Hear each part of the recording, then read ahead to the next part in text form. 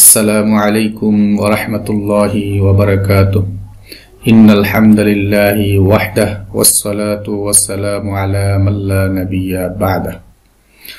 সমস্ত প্রশংসা আল্লাহর, যিনি আমাদেরকে ধ্যান দান করেছেন। দরুদ ও সালাম পেশ করছি আমাদের প্রিয় নবী, আখির নবী, মানবতার মুক্তির দূত, মানবতার মহান শিক্ষক হযরত মুহাম্মদ সাল্লাল্লাহু আলাইহি ওয়াসাল্লামের প্রতি। আল্লাহুম্মা সাল্লি আলাইহি আল্লাহুম্মা বারিক আলাইহি।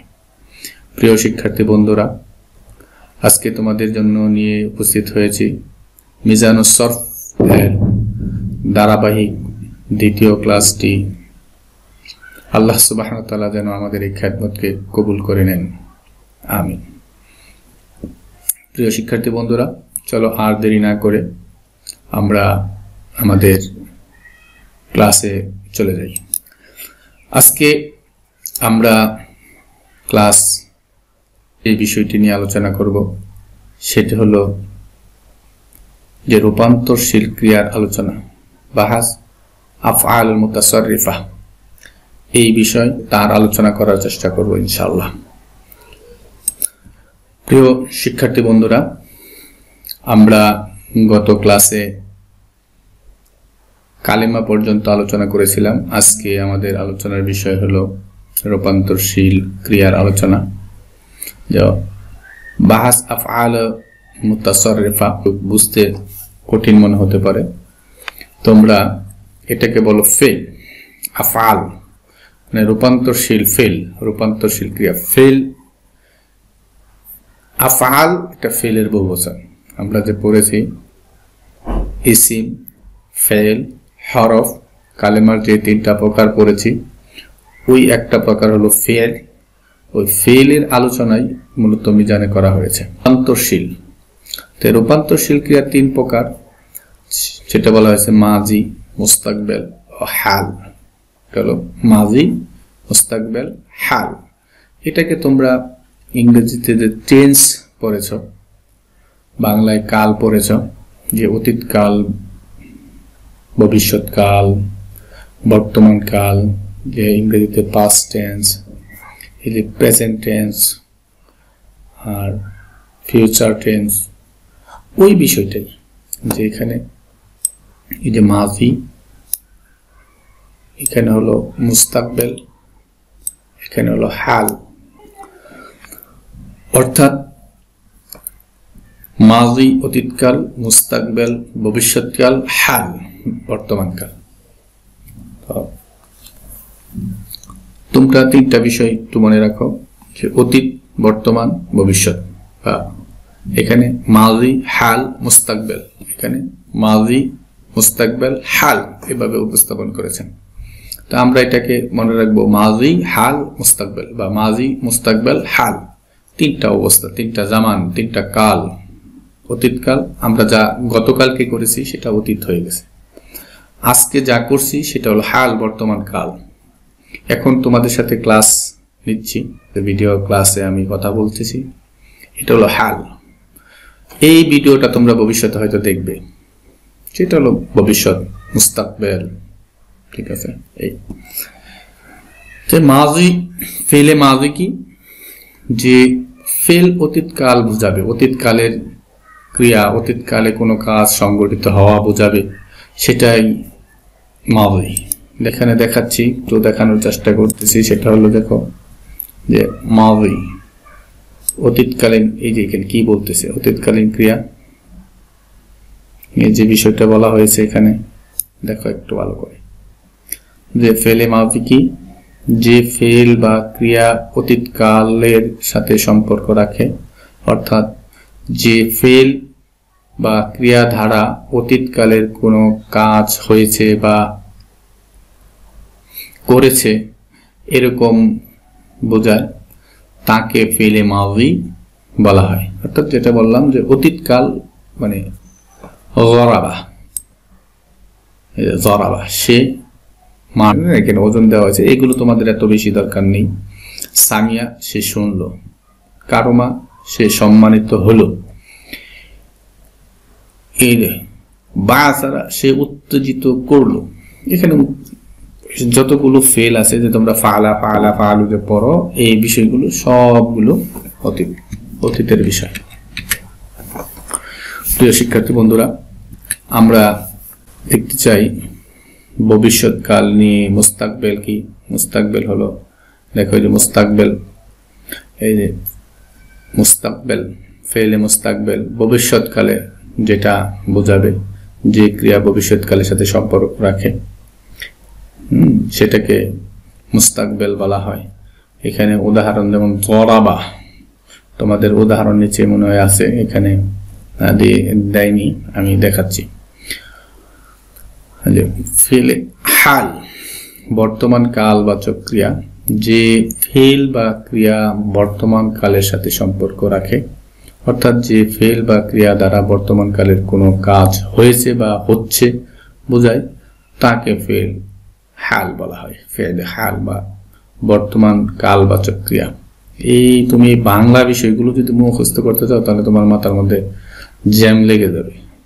তুমি শুধু এটা মুখস্থ রাখো, মাজি হাল মুস্তাকবেল, অতীত বর্তমান ভবিষ্যৎ। এখানে তোমাদের এই বইয়ে আগে দেওয়া আছে মুস্তাকবেল মাঝের পরে, তুমি এভাবে মুখস্থ করো, যে মুখস্থ করবা এইভাবে, যে এখানে প্রথমেই যে বিষয়টা আছে দেখো, এই যে মাজি হাল মুস্তাকবেল, তুমি এইভাবে মুখস্থ করো, মাজি মুস্তাকবেল হাল বা মাজি হাল মুস্তাকবেল। এখানে অতীত বর্তমান ভবিষ্যৎ এইভাবে নিয়ে আসো।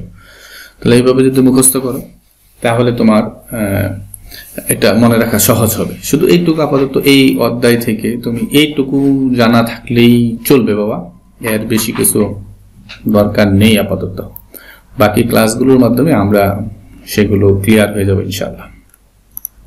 এখানে যে হালে আইসা দেখো উদাহরণ দিয়েছে, ইয়াসমাউ, এই যে দেখো ইয়াসমাউ সে শুনছে বা শুনবে, ইয়াকরুমু সে সম্মানিত হচ্ছে বা হবে, ইউবাসিরু সে উত্তেজিত করছে বা করবে। ওইখানে আমরা বলছিলাম বাসারা, সে উত্তেজিত করলো।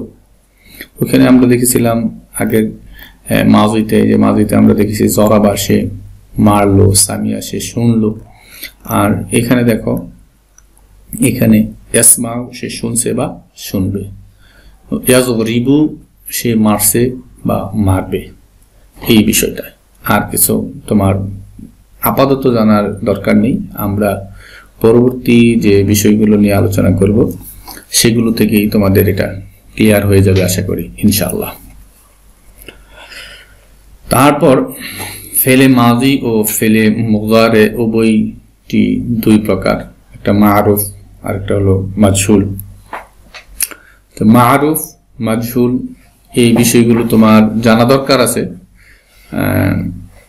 এখনই একটু জেনে নাও। এটা আমরা বিশদ পরবর্তীতে যখন বিস্তারিত আলোচনা হবে তখন একটু মারুফ আর একটা হলো মাজহুল।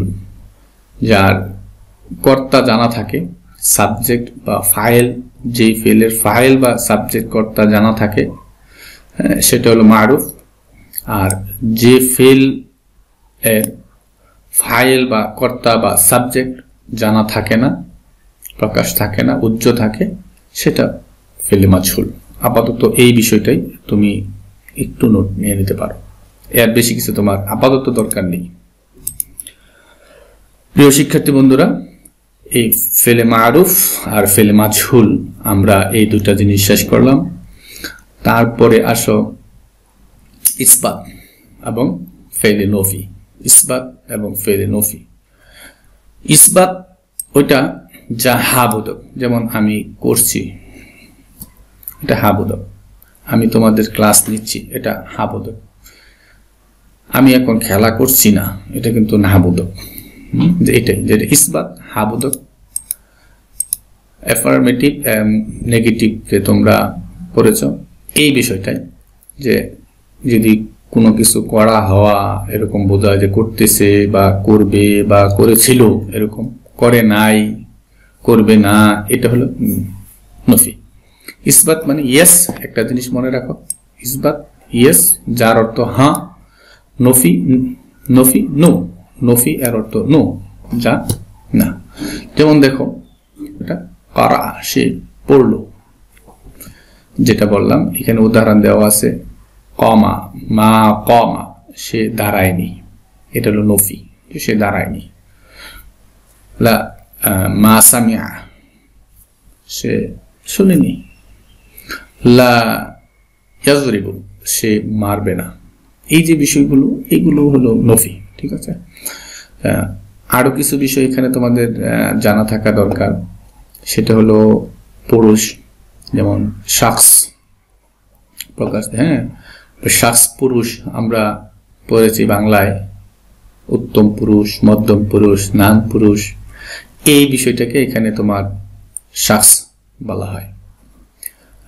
যে আরবিতে শাখস, শায়েখ যে বলা হয়, শায়েখ শাখস এই পুরুষ, জনাবাইদের শাখস, শাখস পুরুষ 3 প্রকার। তোমরা এটা জানো যে third person, second person, first person, এই যে বিষয়গুলো, এটা ইংরেজিতেও যেমন আছে, বাংলায়ও আছে, আরবিতেও আছে। এই পারসন বা পুরুষ বা আরবিতে তাকে বলা হয় শাখস। আমার মনে হয় এই বিষয়টা তোমাদের ক্লিয়ার হয়ে যাওয়ার কথা, যে বাংলায় যাকে পুরুষ বলা হয়, ইংরেজি তাকে পারসন বলা হয়, আর আরবিতে তাকেই শাখসন বলা হয়। এতদিনে তোমরা অন্তত এই বিষয়টা ক্লিয়ার যে পুরুষ কি, হ্যাঁ, যে এখানে যেটা নাম পুরুষ তাকে গায়েব বলা হয় আরবি ভাষায়, যেটা মধ্যম পুরুষ সেটাকে হাজের বলা হয়, যেটা তোমরা সেকেন্ড পারসন বলে থাকো। আর মুতাকাল্লিম উত্তম পুরুষ, সেটাকে এখানে উত্তম পুরুষ বলা হয় মুতাকাল্লিম, যেটাকে তোমরা ইংরেজিতে ফার্স্ট পারসন হিসাবে চিনো বা জানো। তো প্রিয় শিক্ষার্থী বন্ধুরা, আমি তোমাদের আরেকটু সহজ করার জন্য বলি যে গায়েব মানে অদৃশ্য, যেটা আমাদের সামনে থাকে না, তাকে আমরা সে তারা এই বলে সম্বোধন করি। যে গায়েব, যে যারা আমাদের সামনে অনুপস্থিত, তাদেরকে আমরা গায়েব বলি। যে তাদেরকে যখন সম্বোধন বলি, তুমি বলি নাকি আপনি বলি, তখন আমরা সে বা তিনি এরকম কথা বলি। যে গায়েব বিষয়টা এরকম, যে গায়েব যারা আমাদের সামনে অনুপস্থিত থাকে তাদেরকে আমরা সে তিনি বলে সম্বোধন করি। তেমনি হাজের, যারা আমাদের সামনে উপস্থিত থাকে, হাজির, তোমরা হাজিরা যখন ডাকা হয় তখন উপস্থিত বলো, প্রেজেন্ট বলো, হাজির বলো, লাভবাহিক বলো। তো হাজির যারা আমাদের সামনে উপস্থিত থাকে তাকে আমরা কি বলে সম্বোধন করি? আপনি, তুমি, তুই, এই বলে সম্বোধন করি, হ্যাঁ, বাংলা ভাষায়। এই বিষয়টা হাজির সিগাগুলো অর্থ এরকম হবে, যে তুমি, তোমরা, এরকম হবে, আপনি, আপনারা। আর মুতাকাল্লিম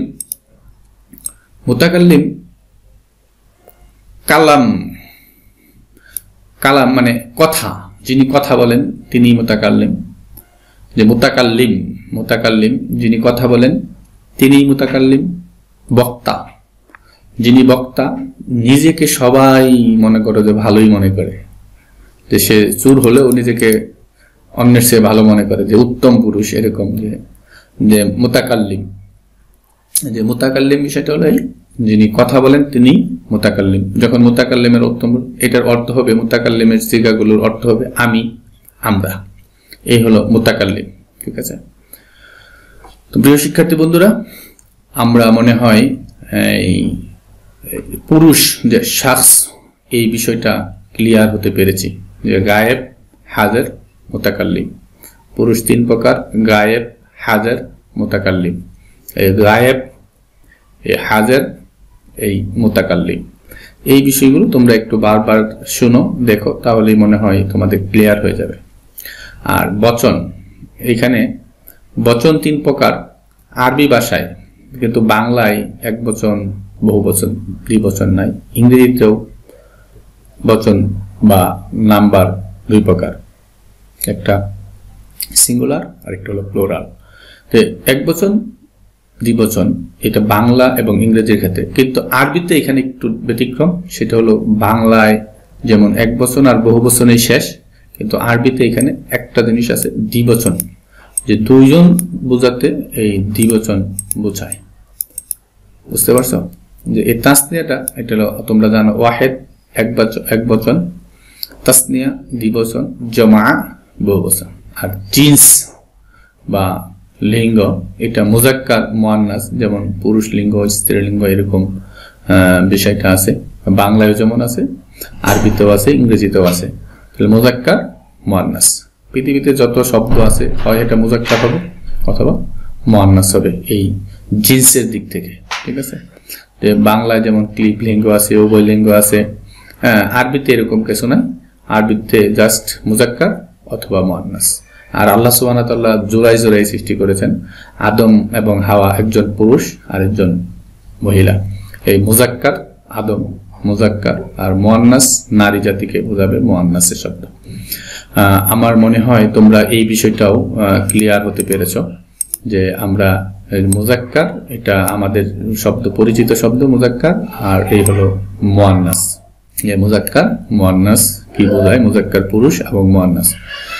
তারপরে তোমরা এখানে একটু দেখো যে ফেলে মাজি ও ফেলে মুজারি উভয়টি পুরুষ বচন ও লিঙ্গ হিসাবে 14টি করে সিগা হয়।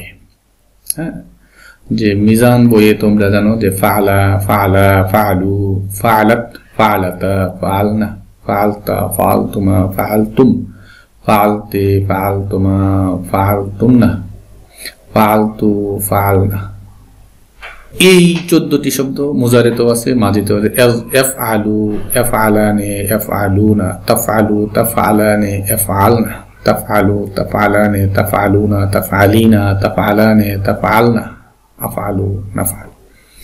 এই যে মাজি এবং মুজারে, এই 14টা শব্দ মাজিতেও আছে, মুজারেতেও আছে। আমরা প্র্যাকটিক্যালি ওই বিষয়গুলো দেখব। এইগুলো তোমাদের এর বেশি আর কিছু জানার প্রয়োজন আছে বলে আমার মনে হচ্ছে না। যে তোমরা অন্ততপক্ষে এতটুকুই আপাতত মনে রাখার চেষ্টা করো। এগুলো তুমি যদি নাও বুঝো কোনো সমস্যা নেই, এই বিষয়গুলো রিপিট হয়ে যাবে, তখন তোমাদের জন্য এটা আরো অনেক সহজ হয়ে যাবে ইনশাআল্লাহ। তো প্রিয় শিক্ষার্থী বন্ধুরা, আজকে আমরা এই পর্যন্তই রাখতে চাই। আগামী ক্লাসে ইনশাআল্লাহ ফেলে মাজি নিয়ে আলোচনা করব ইনশাআল্লাহ। ওমা তাওফিকি ইল্লা বিল্লাহ। প্রিয় শিক্ষার্থী বন্ধুরা, সে পর্যন্ত তোমরা ভালো থেকো। আল্লাহ সুবহানাহু ওয়া তাআলা তোমাদেরকে হেফাজতে রাখুন। সকলের কাছে দোয়া চেয়ে আজকের ক্লাস এখানে শেষ করছি। আল্লাহ সুবহানাহু ওয়া তাআলা আমাদেরকে জাযায়ে খায়ের দান করুন।